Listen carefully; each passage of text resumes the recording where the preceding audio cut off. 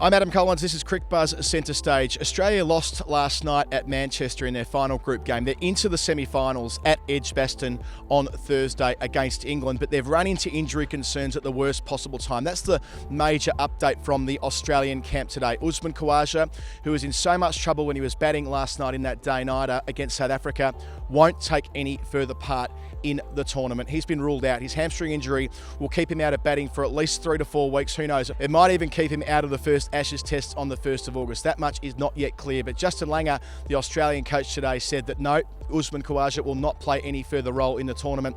As for Marcus Stoinis, the all-rounder, who was in so much strife yesterday when he was batting, only bowled a couple of overs as well. It's been confirmed that he's got a side strain as well. Not the left side that put him on standby to be sent home about 3 weeks ago, but the right side. So he's now being reviewed, scanned, and he'll make a decision on the all-rounder in the next 24 hours as to whether he stays in the 15 or whether they bring in Mitchell Marsh. And here was Justin Langer reflecting on the injuries which have beset their squad.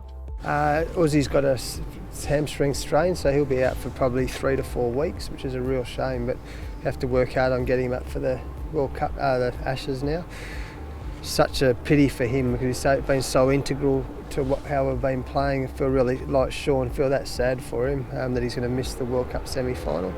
And Marcus the same, got another strain in his other side actually, so we're working through that at the moment and have to make a decision on him in the next 24 or 48 hours. In terms of the personnel coming in to replace those who've been injured, well, Shaun Marsh broke his arm last week, which meant Peter Handscomb was already into the 15. So that's great news for Australia. Peter Handscomb, of course, was involved in the 3-2 win over India earlier in the year and the 5-0 thrashing of Pakistan. He was very unlucky not to be in that squad, as Justin Langer pointed out in his press conference today. So they've got a ready-made player in to the 11 straight away. How they'll shuffle that is yet to be entirely made clear. But with Usman Khawaja gone, they'll also have the chance to pick from Matthew Wade. That's another big piece of news coming out of the Australian camp today. Matthew Wade, the Tasmanian, who was once vice-captain of this side, vastly experienced player at international fare, both with the red ball and the white ball. He's been out at national colours for the last 18 months or so. He was out of favour completely last summer, but a weight of runs has got him back in consideration, not for his wicket-keeping, but for his batting. He made an amazing 100 last week for the Australia A squad, which are in town, and that was enough to push him over the edge. And here was Justin Langer talking about the inclusions to the side. Well, not in the final 11 yet, but Matthew Wade's coming up. He's in great form. He's had a great 12 or so months back home, but he just scored 200s in one-day cricket, so he's in great nick. And Mitch Marsh is going to come on standby for Stoinis to see how he comes up. We'll be really clear and we'll keep sticking to the way we've picked over the time. But the top 4 guys who can score hundreds, Wadey scored hundreds. We know England will play the leggy in the middle overs, maybe Moen, whether he plays or not. So players who can play spin, Pete does that really well. He's been in good form, batting in the middle order for Australia A. He was brutally unlucky to miss out on selection for the World Cup in the first place, so we know he's a great person to have in the team. That's what was so hard to leave him out. So they're all the things that we'll have to weigh up in the next little bit. Obviously with Mitch Marsh potentially coming in as well, giving us some medium pace all round. He's been bowling as well.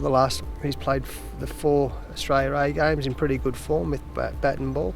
So if they have to come in, they'll be ready to step up. And last but not least, Mitchell Marsh. He was in the squad, at least tangentially, for a couple of weeks there when Marcus Stoinis had that initial side strain. He's also in the Australia A side that's here at the moment playing 4-day cricket. They were playing white ball cricket earlier in the month. So he's here and ready to come off the bench if Marcus Stoinis doesn't get up. Of course, he's got plenty of experience as well playing for Australia. He was made the vice-captain of the Test side last year before losing his spot altogether. So they feel as though in Mitchell Marsh they have someone who can come into the side and balance them off if Stoinis doesn't come up. Either way, ahead of a massive semi-final against England, the old rivals going at it, it's not a good place for Australia to be. They've got to stay cool, they've got to stay calm, and they've got to get through the next few days and make some really good decisions at an important time. And if they can, they'll earn the chance to play at Lords in the final this time next week. If not, they'll be going home. It's high stakes at this time of any World Cup. Can't wait to bring you the final series for Crick Buzz Centerstage. Talk to you tomorrow.